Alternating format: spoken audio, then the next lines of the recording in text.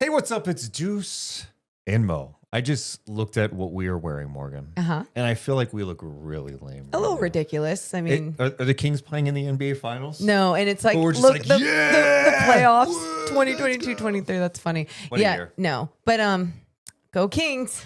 Kings for life. Yeah. Super excited about the NBA Finals starting soon. We got OKC, Indiana. I'm really excited about the guests we have on today too. Jason Gallagher. So he is the director of one of my favorite podcasts, Mind the Game with LeBron. And now Steve Nash used to be JJ Redick, used to be part of Old Man in the Three. Now it's Young Man in the Three. He is so talented, so creative. So talented. And what's so cool about Jason too is like you think about him doing all these big projects all the time, all the things. He's a huge basketball fan. Like he's a basketball junkie, just like us. Something changed for him. Yeah, that sounds so dark. Huge Dallas Mavericks fan, but wasn't feeling the vibes of Dallas. And then they trade Luka, and he was out. He also lives in Oklahoma City, so now he's rooting on the OKC Thunder. Yeah. So a weird transition for someone who's like was deep rooted fandom was with the Mavs. But he made that transition because he's a basketball lover and didn't love the way he was being treated by an org. So let's dive into the conversation. We talked finals, we talked the game of basketball, and some tornado warnings. Let's dive in. The one and only Jason Gallagher. Deuce and Mo, Deuce and Mo, Deuce and Mo. They tell you what they know. Deuce and Mo, Deuce and Mo, Deuce and Mo.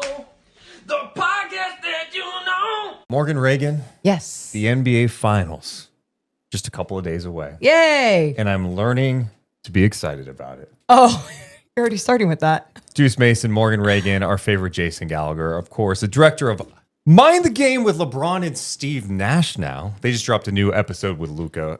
Part 1 was spectacular. Jason Gallagher, how are you, man? Thank you so much for having me. Y'all are my favorites. I've said this many times, but this is the best, most entertaining NBA show in the nation.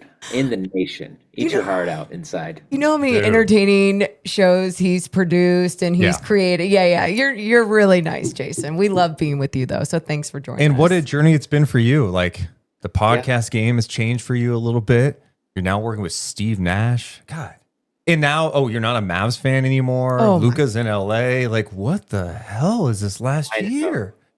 I know. I really like. So almost a year ago was when Luka came to our Brooklyn studio. It was probably a year and a few months, but Luka came to our Brooklyn studios and we did an episode of Old Man in the Three with JJ Redick. And I was just thinking to myself, like, what? Like, if I'd have told myself JJ is going to be Luka's coach, I'd be like, wow, I guess kid is done. And he'd be like, no, with the Lakers. I would have just been like, There's no way. and also, you're working with Steve Nash, who is like a childhood hero of mine. Like it's all very weird, and this is why I always like anything is possible. It's really anything is possible. That's what I say to myself. The content game is just so strange. It's gotten stranger. It's strange for sure. But I think like what you guys are doing right now, and you guys have been doing it for a while, It's special. the conversations are about basketball, and there's like this, and I saw a clip you guys just put out a little bit ago, which is really funny because I was just talking to Morgan about this, whereas Winhor is saying that people don't want to hear about X's and O's. They want the drama, blah, blah, blah. Dude, we're all about some drama We for love sure. a little drama. But it's definitely gone over the top. And so there's a lot of people who are like, well, that can't work. X's and O's can't work. It's boring. No, there's a lot of awesome content creators, small ones too, that are breaking down the game and have a good community. And people actually want it. But I think you guys have done a good job of taking it to another level where you hear the feedback from fans. They're like, no, like this shit's awesome. I'm learning about the game. Well, a few things on that. One, for the record, Windhorse had nothing to do with that clip. Put that out there. Two, no, one of the funny things is that I'll never forget when we started the show is that JJ was always very adamant in the room, outwardly, even though people didn't really like aggregate this part of what he said. But I mean, he was like, the existing media that is out there is fine. It's not that we're trying to replace anything. It's just that we're trying to fill a gap that we see is missing. And, for Mind the Game, what's funny about it is that people kind of define it as an X's and O's show. That's never really been Right. the way that I've defined it. And I think that this season in particular has sort of, brought that to light in the sense that JJ was an X's and O's minded guy. And so that's why we got so much of it in season one. You're getting less of it in season two, but Right. the ethos of Mind the Games from the outset was to celebrate the game, was to, provide insight into parts of the game that people might not know. And that might be X's and O's, but like our second episode of the season was about the way that LeBron takes care of his body. It's Yeah. part of the game that we never see. The Luka episode we just dropped is mostly about youth basketball and the differences between the States Yeah. and Europe. And again, so that's kind of the mission of Mind the Game, is to celebrate it, to try to educate, but really it's to celebrate it. Celebrating the game is the way, and so it comes out in the X's and O's, but there's definitely other things. And that's why I think that Windhorse clip is very funny, because Yes. he might be right, actually, if we simply stuck to X's True. and O's. No, here's the thing. Here's what I'll push back on because I'm with you. I think if LeBron and Steve Nash did an entire X's and O's thing, I think basketball junkies would love it, because you have like these great players like talking about it at like an elite level. But I do love the blend. Well, it's the blend, but also because I was going to even push back on Jason with that. It's like I think you're exactly right. I think if you are not breaking down basketball all the time, and then you see LeBron drop some verbiage and you guys put like the definition up there on the screen, we just throw that in the category of X's and O's or educating people. But you're exactly right though, because then once you elaborate off that, you are talking about different ways that they're playing the game, or they're talking about different ways that they're playing the game, which actually does celebrate it, talking about it the right way. And I know you said like JJ doesn't even look, I'm pushing back on every single damn point He's you like, just made. he's like, you guys realize I'm the fucking director of the show? Like, Yeah. No. But even JJ being like, we're not trying to replace, we're trying to just like, there's a different space. That's totally cool. But I also think there's room for these people to evolve in all these different sports spaces, whether it's sports radio, whether it's, people behind a desk talking on a pregame show. It doesn't matter where it is. There's so much room for people to evolve and be better at the sport they're talking about, because that is celebrating the sport. That is celebrating basketball, giving it the respect it deserves. I completely agree. And I forgot to shout out earlier, sincerely, that I think it's awesome that LeBron has taken on this mission when he absolutely does not need to. I think it's super cool, because it's just a cool thing. I mean, so that's like and how much I really do think it comes to this, it comes from a place that he wants the game to succeed. I feel very strongly about that too, which is why I'm proud to be a part of it, is because, and if you followed my garbage Twitter account for a while, you would know that I think that the way that the game is being covered is really not great. And again, I don't want to replace anything, but I think that Indiana and Oklahoma City, should be a celebrated thing. I really do. And to have some of your league partners question if there's any good teams left and stuff like that I think is such a disservice to the game, and ultimately it just winds up hurting everybody who works within it, Yes. including y'all, including myself. And so that's why I just sort of am like, the LeBron's not gonna be around forever. So we have to learn how to embrace these new teams, and celebrate them, and teach people why it's good basketball, why they got there. It wasn't by accident. It's not like this was pre-written, that they played their way there. And they deserve to be there. I think also too, if you love the sport, this is something that us three have talked about before, about being a fan and being able to still talk about the sport.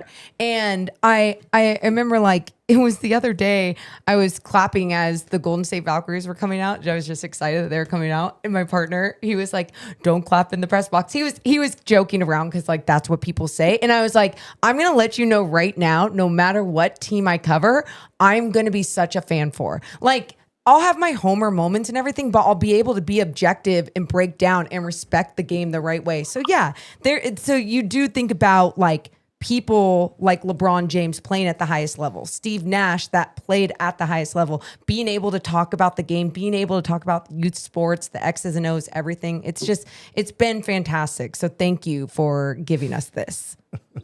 Yeah, I'm just lucky to be a part of it. I do think the conversation is going to get better when it comes to the league, because and maybe it's just I'm being hopeful about it, Yeah. but with NBC in the fold and Amazon, I think some of the hires they've made, or at least some of the reported stuff, I do think we're going to get better conversations on these pre and post game shows. I mean, Nash is a part of Amazon, Dirk, right? Who else? I'm missing. Blake, Dwayne Wade, and yeah, NBC. there's a lot of folks. I agree with that. I think that, you know, sort of the lack of competition has sort of set people in their ways, and I think that by opening it up, it allows for, but you know, and it really is going to show a test case here. Does the audience want that kind of content? Because that's one thing that, you know, if you're ESPN or whomever, you could argue. And I know this from running multiple YouTube channels and whatever. If you talk about certain things, you will get more views. And so this time will be a really interesting a test case to see if an audience actually wants it to the scale that ESPN gets it, because ESPN gets it. They get views. They get, like, you know, sometimes I think it's a little bit, you have to put it back on the audience a little bit and say, like, you know, what do you want higher level stuff? And that's why I think it's great that LeBron is taking this on, because I do think it takes a name personality to that size to really try to shake up a little bit of how we're talking about the NBA. I know there's plenty of pods, plenty of shows that talk about the NBA well, but if you really want to change the discourse on the national level, yes, I think it's going to take someone like, you know, LeBron, some of these people on NBC, possibly Amazon. So we'll see. I thought about you the other day because you had to deal with something traumatic. Your guy Luka getting traded, and obviously you're not a Mavs. You're not a Mavs fan anymore, right? It's over. Yeah. I do want to hit on that too, but I thought of you because like that was painful. And I'm watching the end of Knicks Pacers, and I've tried to come to accept Tyrese is no longer with the Kings. Yeah. And, you know, sometimes it's easier than other times. Like a couple of years ago, I'm like, well, okay, it could be a win for both teams, right? We made the playoffs. It's on the way up. Now you're seeing this guy go to the NBA Finals, and I'm watching the end of Knicks Pacers, and I'm legitimately like feeling like the Kings are losing. It seemed like I was a Knicks fan. My team's not even in so there. much so that he literally, when he was seeing his scheduled therapist the next day, brought up Tyrese Haliburton. I brought up just trying to understand why, like the pain, like why do I feel that so much? Like I love Tyrese, but like there's sometimes this is where I go where I'm like, oh, he has 8 points tonight. All right, that's fine. Damn, you know, and I don't want that because it's a natural fan. It is, but I don't want it. I don't want it. But the feeling I felt that night, it was just like, oh, I'm like this guy who was here. Like one, we had to deal with the Luka stuff too here, right? Like we passed on the guy, but then you had Tyrese who was literally in a Kings jersey. He was here, and it wasn't like, oh, he didn't play and we didn't know what we had. It's like, no, there was something there, and you knew like worst case scenario, he was going to be just like a nice player in this league, a role player, or starter, whatever you want to call it. And so now to see him go to the NBA Finals, I was struggling with it. And so my therapist had me say these statements. I'm learning to be happy with Tyrese Haliburton. Oh my God. So anyway, that's what life is as a Kings fan. And so I don't like... Are you asking him for advice? How to process?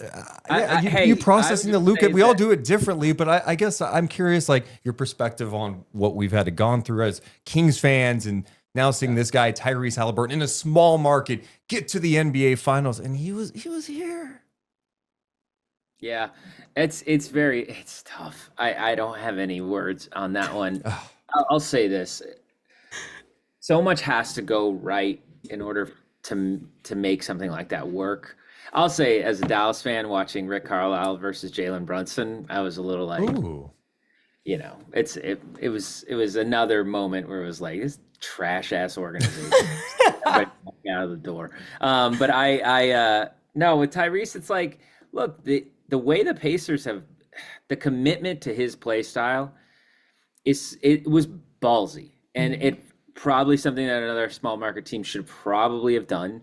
But it's like but that's a risk. I mean, honestly, it's a risk, and I could understand why a team would hedge against it. But you know, it's not like he's not your traditional superstar. It's something that we cover a lot in Wednesday tomorrow's episode of Mind the Game. Ooh. Where it's simply it's just that the way that the Pacers have built their offense, Tyrese does not need to go for 25 a night, and it's just they're built that way.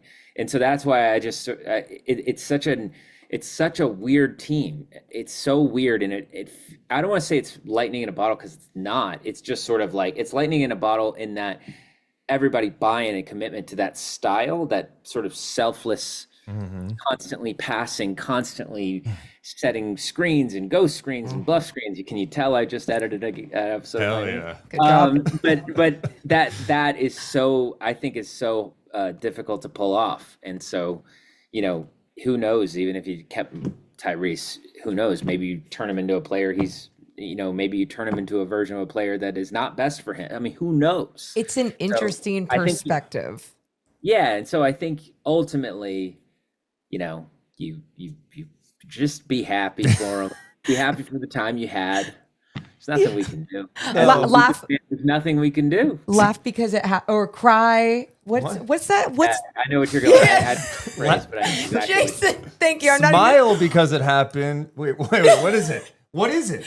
I don't know anymore. I thought it was like Dr. Seuss. Whatever. But thank you. We'll get to it. But the other thing though, I was going to say to that too, Jason, because I think that's a great perspective to try and like let go. And we've said that so many times too, but like, what would this organization do with him? What would they have even made any tweaks, blah, blah.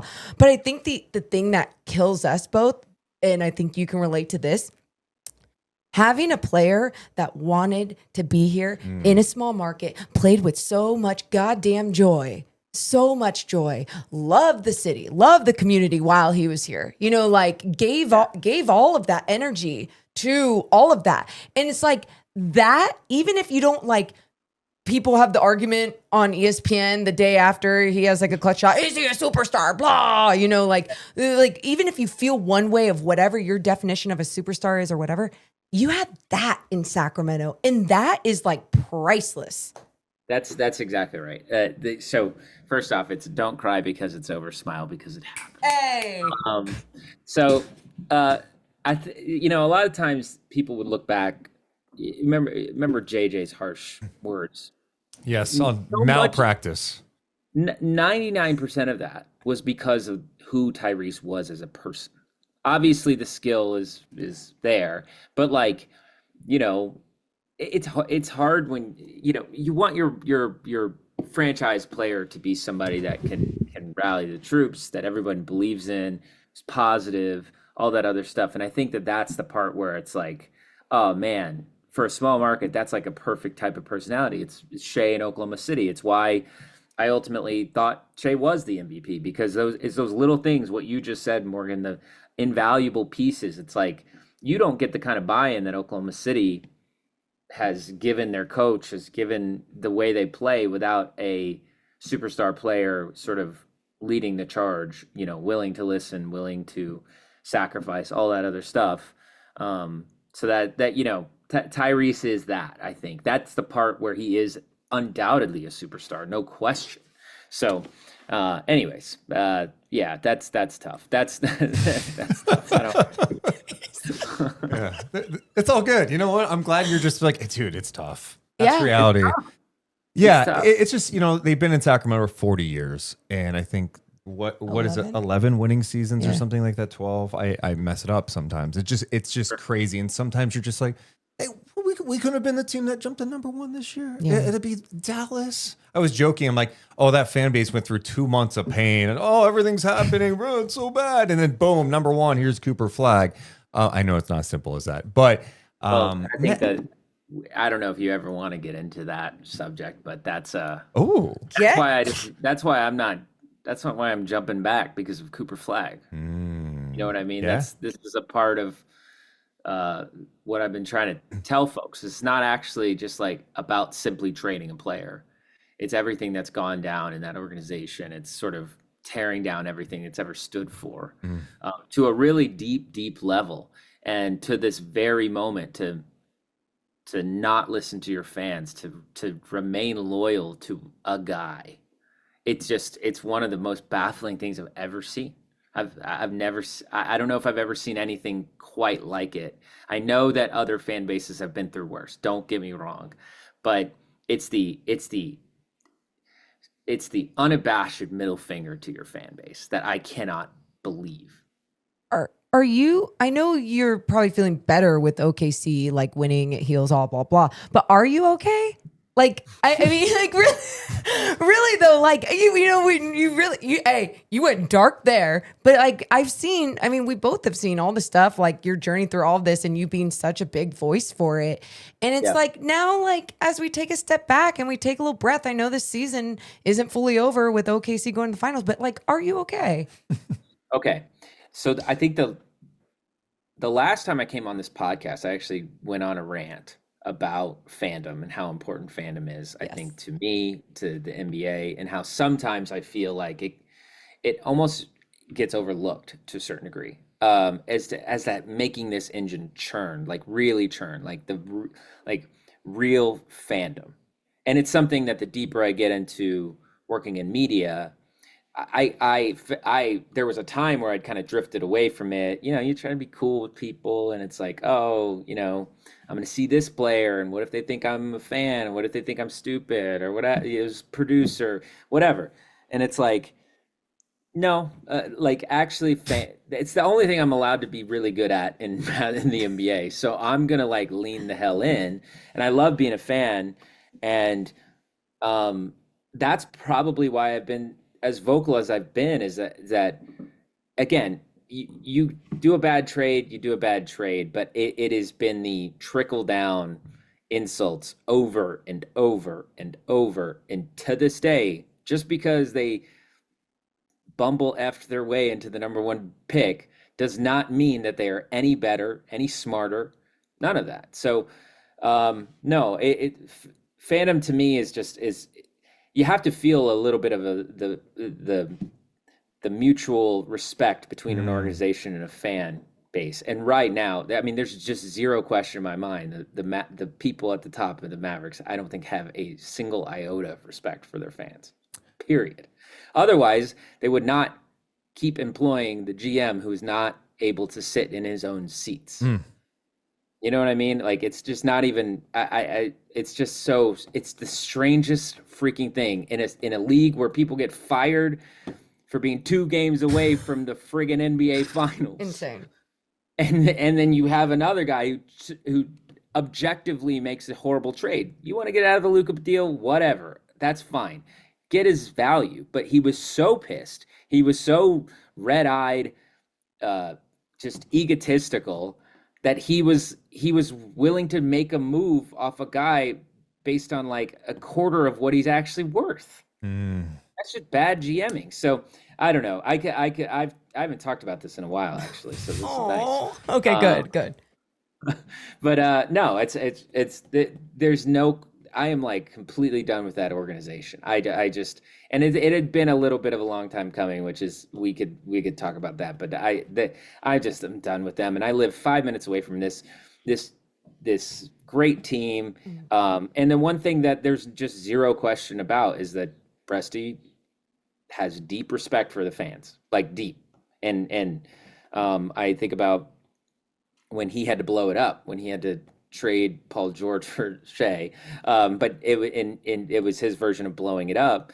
You know, few years of tanking or whatever. I mean, he wrote this like long, very thoughtful letter in the Daily Oklahoman to the Thunder fans, and I know folks that have been around him that talked about how he like belabored over that letter because it matters, you know. And I think that's the kind of team that I want to be a fan of. My kid, you know, he loves the Thunder, but he wasn't really allowed to cheer for them because of me. So it's like, you know what, let's let's just dive in, and I'll cheer for the Thunder. I'll cheer for my friends in the league, and I'll actively cheer against the Mavericks. Yeah, it's amazing how teams can mess these type of things up. It's like, you're right, a bad trade happens, but like, explain it. Messaging is everything. And having understanding the pulse of the city and what the team means, and what a player like Luka meant to Dallas. Like, when you're that out of touch, and your approach is right after it happens, where fans are like shocked, going, "Is this real? I went to bed, and well, it is real." Is you start leaking negative things about their guy. Like, Insane. it's like boom, boom, boom, and you're like, what? And so it's just a shame that type of stuff happens, because someone as passionate as you, like, you're like, I'm done. I can't do this anymore, and you're not the only one. They'd always been pretty antagonistic against their fans, to be honest. They had been for several years. I mean, that's, if you read Mark Cuban's reasoning for selling the team, and he acts like he went through like hell. And it's like, no, dude, you had passionate fans. When you bought the team, you didn't have any fans. Now you have passionate fans because they had a expectation of winning. And that's what happens when you have expectations of winning. And so sometimes fans will be upset. But this antagonistic, feeling towards your fan base is just odd. And I think with Dallas in particular, I mean, as y'all know, every franchise organization has its own story. It's in something that someone told me is that the Dallas Mavericks had lucked into a really great story, because this is professional sports. There's no such thing as loyalty, right? Yeah. Like, truly, we all know this, but the Mavericks, through the Dirk Nowitzki story, fell into that story. And the fans bought into it. It is like ingrained in the DNA of the fans, right? They took a gamble on a guy. He wasn't any good his rookie year. Then this pattern of winning starts, and it's awesome, and it's global, and it's there's some really low lows, but then there's some really high highs. And I would venture to guess that most Dallas fans that lived through that would rather like stay locked in with their guy and lose than trade away and get the right pieces and win a championship. I actually like fully believe, and they're one of those fan bases that is like that. It's because the organization conditioned them to be that way. And so then you had this perfect situation where last year of Dirk's career meets first year of Luka's career, and it felt like very much like you were still cheering for Dirk in a way. And so so the failures were a part of it. And it's something that I think Dallas fans embraced. It's why we're so loud and arguing with everybody on the internet about how he's not really that big, and how who cares, he went to the finals, and how, hey, the defense sucks, but if anyone could have hit a shot in the finals, maybe we would have won a couple more games. Like that's what you get. You have your fan base defending your guy to the ends of the earth, and then boom, in one night it was like, oh no, the call was always coming from inside the house. Like, the GM never liked him. And that's why I don't think you saw a lot from Mavericks personnel defending Luka during all this criticisms. And so yeah, man, I think that the Dallas story is really unique. And to me, this is just them punting on the Dallas story completely. And that's why, people say, I can't believe you bailed on the team. And it's like, no, they bailed on us. That's powerful. That's powerful. You know what though, for a huge basketball junkie like yourself, I'm so thankful that you are in a basketball town still. Because obviously, being in OKC, you just were always a Mavericks fan, but now you actually get to root on the team that you said is 5 minutes away, and you get to immerse yourself now even more so into the OKC gear, the Thunder gear, and like feel the love. I guess so far, and I know we're so dramatic about this, like there's gonna be some like casual basketball people being like, who the fuck are these people? But no, truly though, like how's the transition in the new relationship been? Really tough. I mean, if you walk into a perfect situation, like, what do you mean? I mean, with the fans, with the city. there was a sense of like, well, why wouldn't you said it's the perfect situation. So part of me is like, why am I resisting this again? So Fair. so I can, go to games and chant Fire Nico every day. Like, no, I don't want to do that anymore. So no, it's been great. I mean, the God's honest truth is whenever I moved here, the Thunder like immediately like reached out and have been very generous. And even when they knew I was cheering for Dallas, they would give me tickets to Dallas games. Like they've always been so kind. And I know that's like a very privileged thing to say, but they have. And so there has been this part of me that's like, I mean, God, the one team that is being very nice, and then you got this other that's just like being like Toxic. it was such an easy decision, and it's been really great. I think that the fan base here is really, really awesome, and it's fun to see like a new fan base because they just so naive, and just when there's a noise-o-meter on the jumbotron, they really think that it's them. It's working. Yeah, we're gonna get it there, and it's like shit like that, man. I actually like just love how engaged they are, and it's really fun. And like I said, it feels still feels somewhat new here to so many of the fans, like what it is to be an NBA fan. I mean, Whoa. in the crowd, the amount of people that are like, oh, "That's a carry, that's a walk," and I'm like, "Y'all, this is the NBA. I know we're walk the country, but it's not happening. You're not gonna get a walk every time." So anyways, it's I love it though. It's a great city. It has that small town vibe. It's just great. Yeah, and to be clear, Jason has lived in Oklahoma City for a while now. Yeah. So it's not like he went, you know what, dude, screw the Mavs. I'm just picking the best team. You have a connection with the city. I think that is important I was too, more, right? but like how if you're a fan of a different team and then all of a sudden like Yeah. it's like you're jumping ship and he's jumping for on sure. the best ship, the yacht, like the very expensive yacht. I'm kidding. But like, no, it's like it could look like that. And it's just not that. And that's why I was more curious with how he has been immersing himself with like the fandom and even just hearing the noise-o-meter thing. I love that. I think that's so cool. And you can like be the help them learn as they keep winning. And now I guess let's go into the NBA finals because we keep talking about all the fun things around this team, but I guess having two small markets in the NBA finals, we kind of touched on that. So cool to see, even if some people think it's like whatever, it's amazing to see. But now you have two very likable teams, and that's you coming from a very hateable organization or however you want to put it, but like there are two very likable teams with likable stars. I guess what are you most looking forward to in this finals matchup?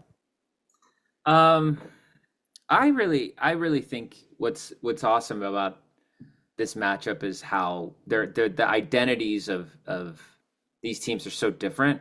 You know what I mean? The Pacers have this offense that is very different. It's just very different. And I got to listen to a couple basketball experts break it down recently, and it's just very like just constant movement. Yes, they play fast, but it's not always just speed fast. It's like constant movement. By the time the ball gets down the court, there's already been 2 or 3 screens set for different guys. They're just constantly trying to confuse. And and then you have on the flip side, you have Oklahoma City, who's also playing this sort of futuristic style of basketball, which is like this weird hybrid zone and then man and then back to zone and then man all in one possession, which is awesome to see. So I think that's what I'm most excited about, is it really feels like a matchup really, really built on strategy and something new that we hadn't really seen much. So I think that's what's really cool. I'm looking forward to see if the Pacers can confuse the Thunder. Is it possible?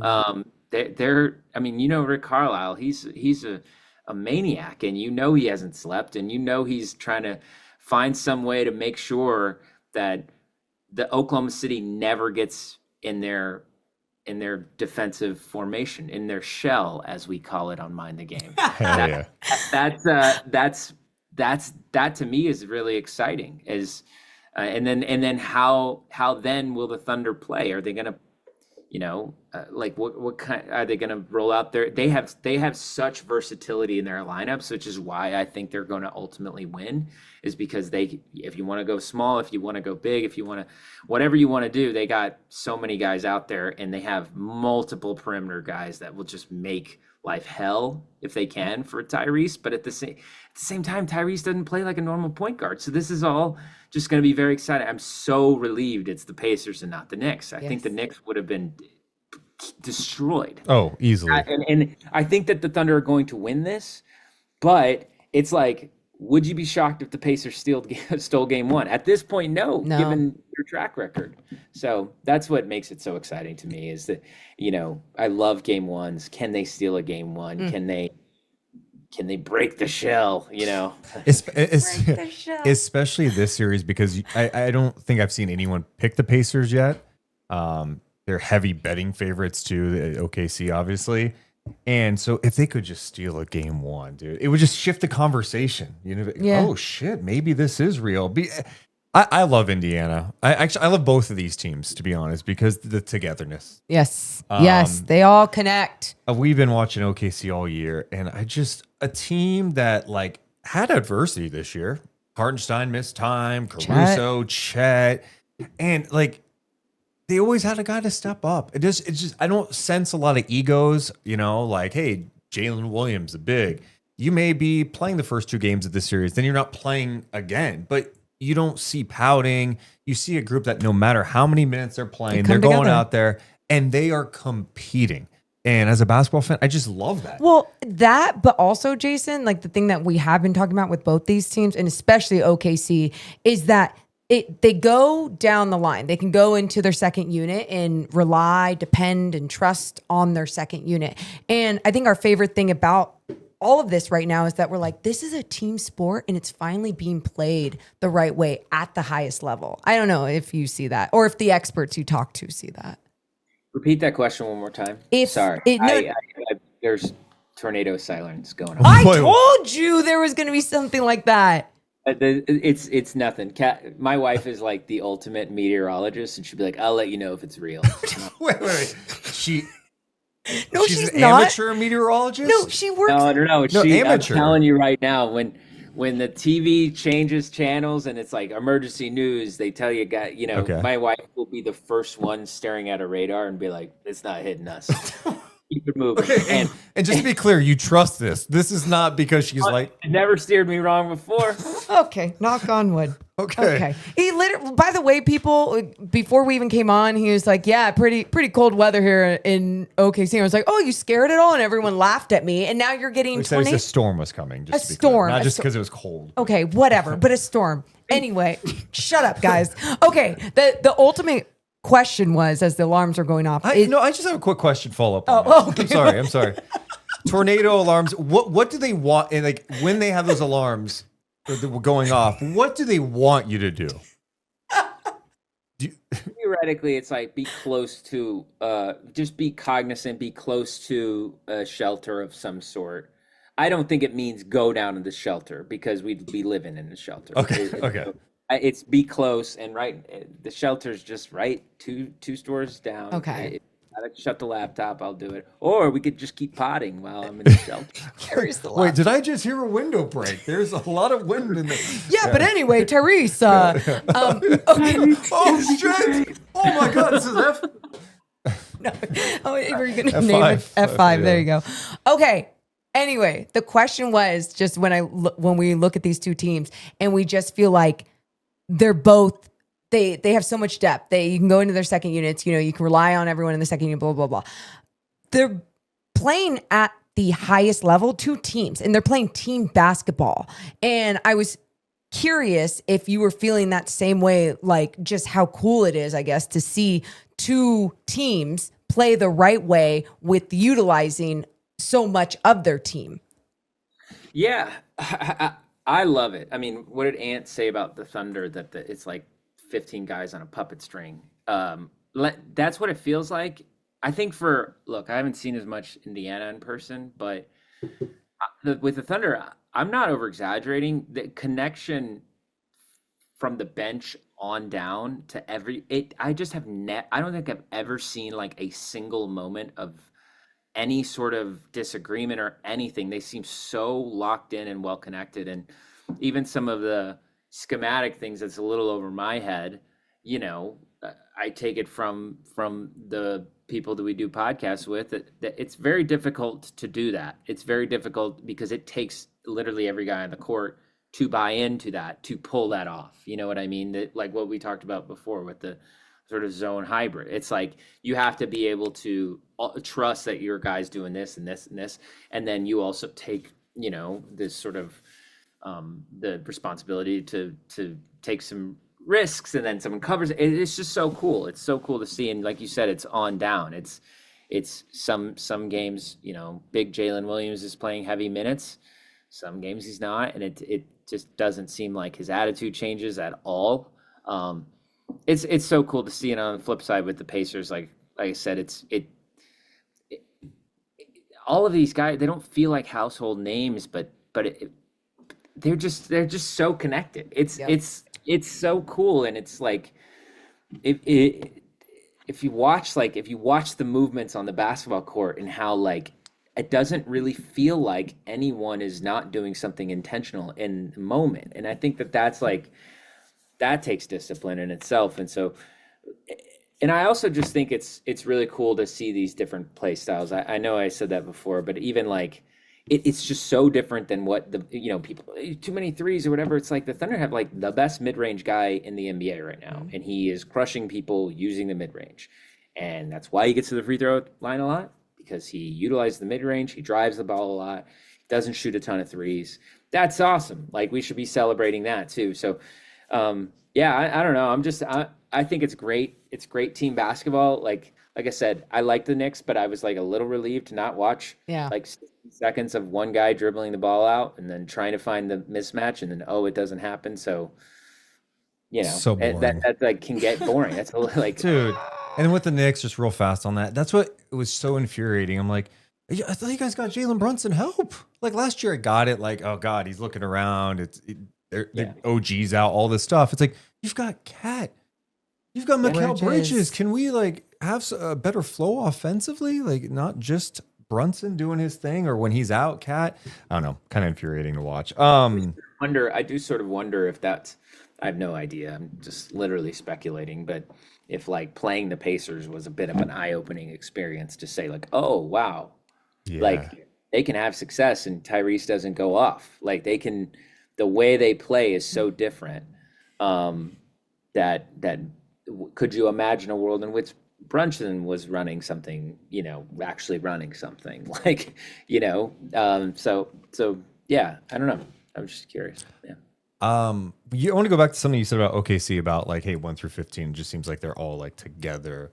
Why do you think they're so together? Is it SGA? Is it just, hey, like Presti just finds the right combination of guys, Dagnall? Like, who do you think is like most responsible for the unity of that group? Well, someone who's sort of like tapped into the 2025 NBA, I really do think it's a superstars league. Like, as much as we want to pretend it like it isn't, it's just how many coaches do you see get let go or whatever to appease a superstar. And I think that a buy-in to a philosophy starts with the superstar. I like fully believe that. And that means in all facets of the game, in practice and shoot around and showing up to the gym, it's all of it. And so that, again, that's the part of the credit that's the part where I was like very happy SGA won MVP, because you can't quantify that. Like, there's no data to support that, but that team just does not work without a superstar that is fully bought in. I mean, and then right underneath them, you have Jalen and Chet, two guys who, you know, they, on any other circumstances, they could be, you know, trying to run their own thing and like, you know, but they don't. They fully buy into what Shea is sort of, you know, leading the charge on. So I ultimately put on him. Obviously, Dagnall, it's like, he is so fun to watch on the side. I love that guy. One of those coaches that are like so fun to watch. He's so engaged. I was watching, what game was it? There was just a game recently where there was an interim coach. Maybe it was Denver. I don't think it was Denver, but anyway, so the other team's getting like blown out. It was like 40-50. I think it was Denver. It was like that second game, and they and Dagnall's just like screaming at the top of his lungs. There's like a minute left, and the other coach is just sitting there. And I don't know. He's just so fun to watch. His squinting, his always squinting up. That gets me. I love Dagnall. Somebody pointed out, because I was like, I love his squint. He always looks like he just got caught, And somebody sent me the gif of Michael Cera from Superbad. I don't know. I'm not going to overly describe the scene, but staring at a woman, and then she catches him, and then he goes, Dagnall into it. Like, it's so funny. And then obviously, like, I think, look at the offseason moves that Presti made too. Yeah. You can't partially give, you can't give credit to this team without really shouting him out, because so many other teams, I mean, how many other teams would have fallen for the bait to bring in some big personalities, some, on paper, big superstars, especially if you're in a small market. Oh, now it's raining. Especially if you're in a small market. Are you sure that's rain? That's a baseball-sized hail. We did, and now it's like flew by with the tornado, maybe? Jesus. Okay, go on. Can you guys hear me, though? Yeah, we got you. Yeah. No, it's just funny. It sounds like things aren't going well in your, like, is there flooding? I don't mind. Okay. Yeah, it looks great. Okay. But anyway, so, the decisions to bring in Caruso, like that was him and Hartenstein were the big offseason acquisitions. Mm-hmm. And, on paper, those aren't the like sexiest names, but they're exactly what this team needed, to the point that I don't think they beat Denver without Caruso. I really don't. Yeah. I think he was that vital to the team's identity. And if you even look at the elimination game against Minnesota, he had this play where he stole the ball from Ant, and then he's going, and he just turns around and he just gives it to Shea for a dunk. Like it was wide open. It was right there for him. And that is Caruso to a T. And I feel like that's and he's their veteran. He also is bought in. Thank you. Presti deserves a lot of credit for plugging these little holes they had. I think the hole at the center position was obvious, but then I also think there's probably a little bit of a mental like just warrior in Alex Caruso is what the team needed too.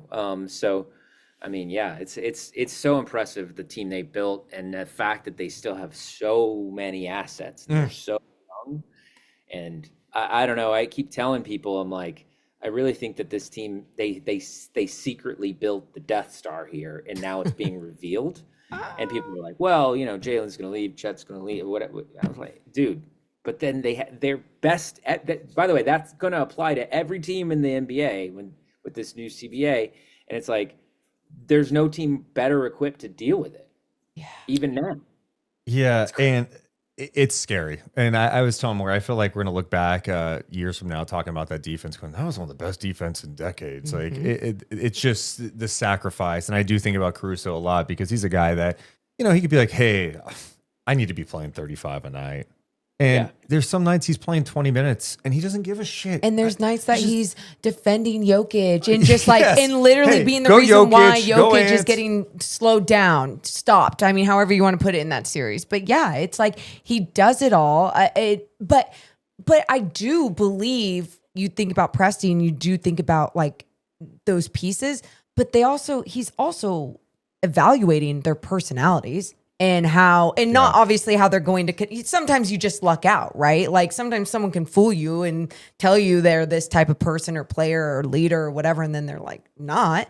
But at the same time, I think he has a good feel for humans probably, and just like how people need to treat one another when you are working together on the floor at such a high level. And it's wonderful to see. And I also want to kind of go back to what you said in the beginning of this, that answer was just like, it's a superstars league, it's all about that superstar buying in. I agree, but I also like when I look at these two teams in the finals, like I think that's been my favorite part about it, is that we're not seeing just a superstar. Like when you look at Denver, it's like if Jokic isn't there, it's just a whole different game, it's a whole different team, blah blah blah.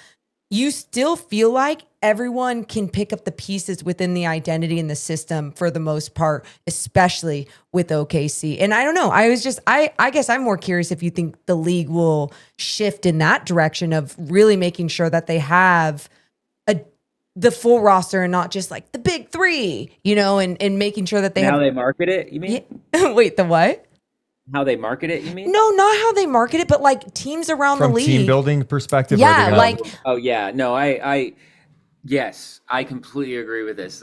One take that I had after last year's Dallas Boston final was I was like, it really feels like the X factor. There's so much talent in the NBA. There's like more than we've ever seen. yes. And it feels like the X factor is just continuity and connectivity. It's like these guys, at least a core that has played together for a very long time, or at least a very long time in the NBA is like 2 years. But Yeah. but there that feels like an actual X factor. Like, Yes. and I think it has to be this. It has to be that way. I really think we're post like individuals winning finals, like in the NBA. I just think that's why there's so much parity. I don't know. I mean, like, look, Jokic almost beat OKC, and crazy.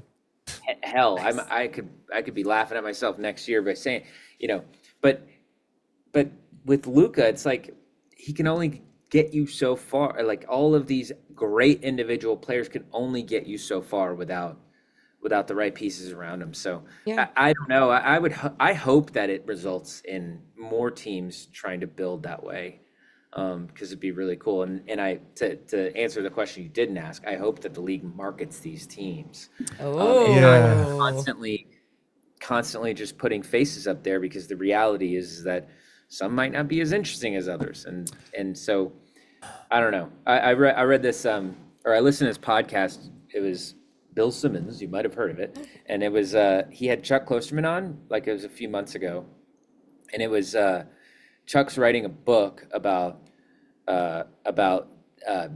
American football's impact on American culture, and he had this thesis a couple decades ago, that was basically the NFL is so loud.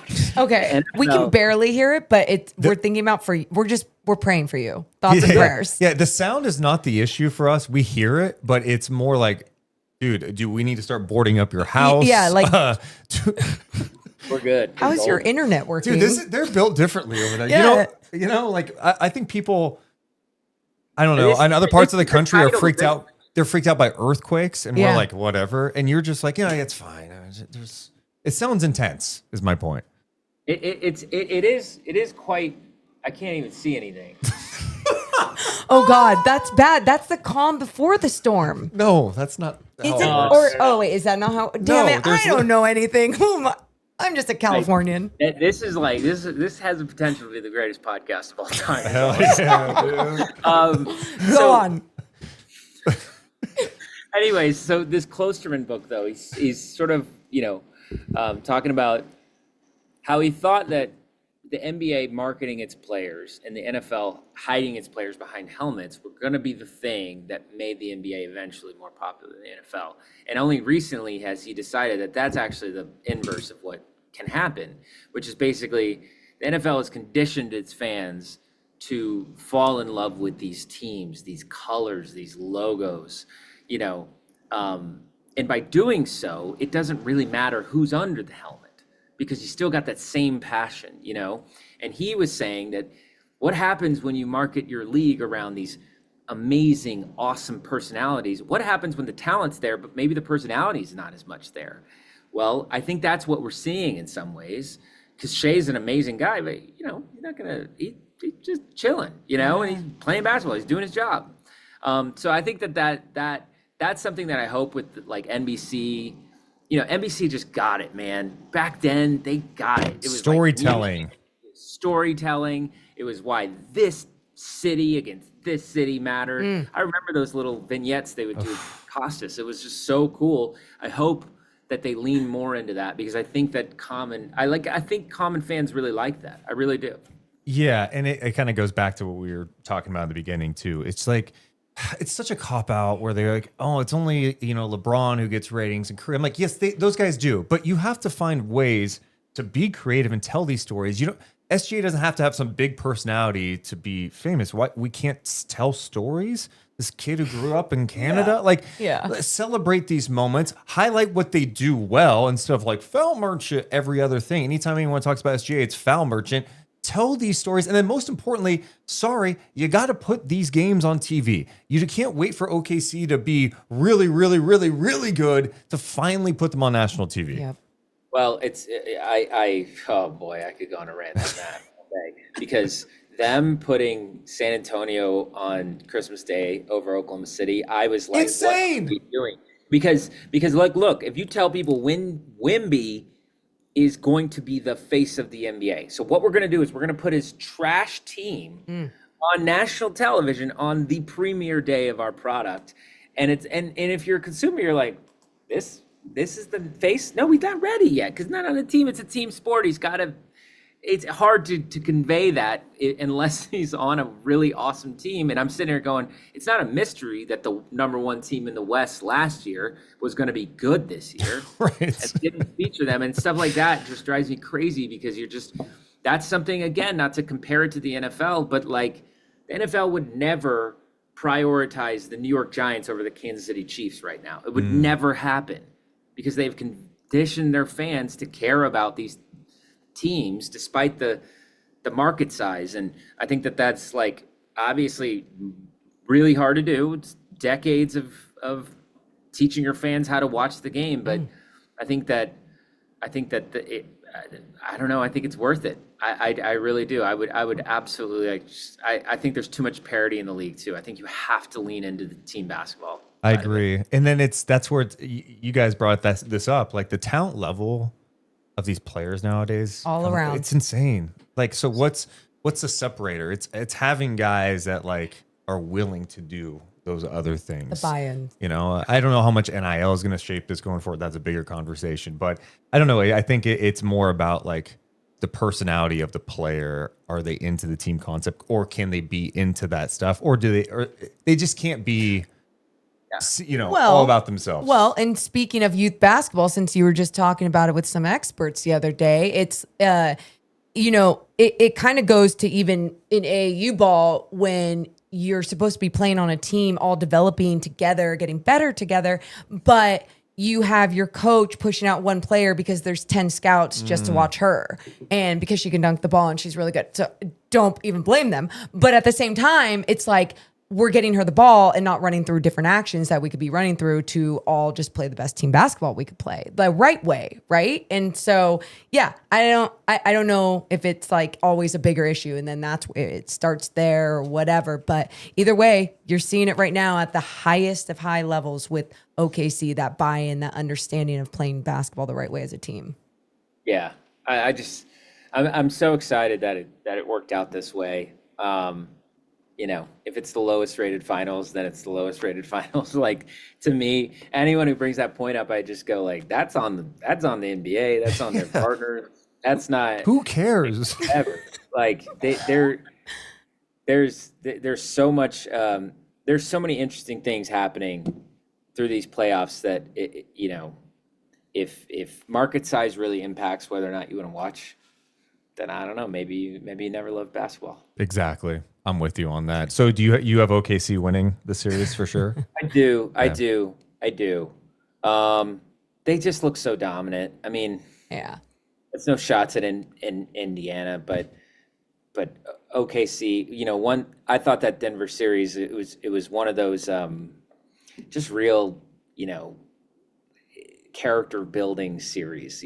After I think they won in game 3, and it was a really tight game.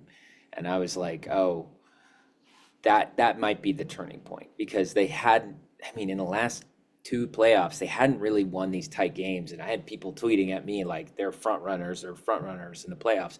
Can't really defend him, because they kind of had been to that point. Any game where they'd faced some sort of adversity, they'd lost, basically. And so, I don't know. I think the Thunder have lost 1 game to the East this entire year. I saw that. That whole narrative too about that, I'm just like, sometimes young players just have to go through this shit too as a team. Like that just happens. Like, yeah. Oh no, they've blown everybody out this year, and now they're in a close game and they lose. Yeah, they gotta go through it. And I feel like that's what I've learned about this group is they've seen some shit in the playoffs. They adjust. And they it learn. looked like, they rattled a little bit. They evolve. They get better. Well, that to me is where like the Caruso bit. I mean, you guys go to plenty of basketball games, but it's just there's something about seeing he's relentless in like warm-ups and timeouts and every part of the game. It's like he's doing weird defensive things like on the sidelines, and you're just like, this guy is just he is the engine of this team. I really think that in some of these games that were really tight, that were really difficult, he was the one to really like where a prior iteration of OKC might have folded. I feel like he was one of the main reasons why they never did. I don't know. I don't have any data for it. No, it's been fun to watch though. I also appreciate how this conversation's gone everywhere and it's been fun. Yeah. And I'm really glad that a tornado didn't take you away as we were in the middle of this conversation. So, thank goodness. So the only thing that I was like, oh boy, there's a tree right next to this window. And when I just opened it before, when it was really loud, it was like, and I'm like, dude, a branch is just going to come in and just boom right here. He was going to die for us. Dude. I hope I don't want death, but like, just like. What, take a branch to the face for us? Yeah. Oh, we have to get a GoFundMe for him. Oh, yeah. To help him. Guys, if there's no structural damage, we keep blowing. I'm in. Dude, that's some Caruso shit. Yeah, he's got that Caruso heart right there. I'm telling you, I'm in. We're gonna be making history. We're gonna be, we would have been on the Today Show just talking about passion. Three of us, we'd have gone on a world tour. Damn it! Do you have anything to make us feel better as Kings fans right now? Oh yeah. Any shred of optimism, like, hey, won't be bad forever, type thing, or? I mean, the Thunder were tanking 2 years ago, like 3 years ago. So I don't know. Things can turn around very quickly. It changes fast in this league, and then here it is. Okay. Here is how you feel better. You are not on top of the world right now. No. I was on top of the world in January of this year. Okay. Then it flipped. And all I'm saying, it doesn't take much to flip. That's all. Okay. I like that. Free therapy from Jason Gallagher. Yeah, I was just thinking about trades when you were saying that too. And I was like, it's crazy to think that this finals would not be possible without Domantas Sabonis. Because he was on OKC, traded for Paul George. Paul George traded for SGA. Sabonis traded for Haliburton. It's wild how that works. Okay, you're just the locals are calling this the Paul George finals. Oh, right? They're not calling it the Sabonis finals. Wow, disrespect. No, they're not. It's okay. It's Sabonis, just always forgotten, man. Well, I honestly do forget he played here. I just forget all the time. Yeah. Man. He wasn't like amazing on the Thunder. He was young. Yeah, he was a young player. They traded him pretty fast. Yeah. Fine. Yeah. We'll be okay. One day we'll look back and be like, God, remember those days when we were so bad? When we're like the OKC of the NBA? Yeah. We say these things, Jason, as the Kings have only won 11 seasons in 40 years. Yeah. So no, it's like nothing could ever happen. But guess what? We're happy for you. We find joy in your joy. And when there's people we like around the league, we root for them because we know you'd give that same winning energy back to us if our teams weren't playing. Except I'm still learning to be happy for Tyrese. Okay, you got it. Jason, you're the best, man. Thank you guys. I appreciate you just, weathering the storm with me. This is great. Damn. If I'd have gotten a text from my wife, I definitely would have been like, because she would not freak out. If she's calm, I'm calm. That's how it is. Just trust her until you don't. Well, until a tornado goes through, and then he's like, yeah. Branch hits his face. We're on the Today Yeah. Show. He's divorced. Yeah. Oh my Oh my God. God, That would just be. no. Well, I mean, she should have really warned him that the tree was going to fall on his face. Right. And now I'm famous. So. Yeah. the one and only Jason Gallagher.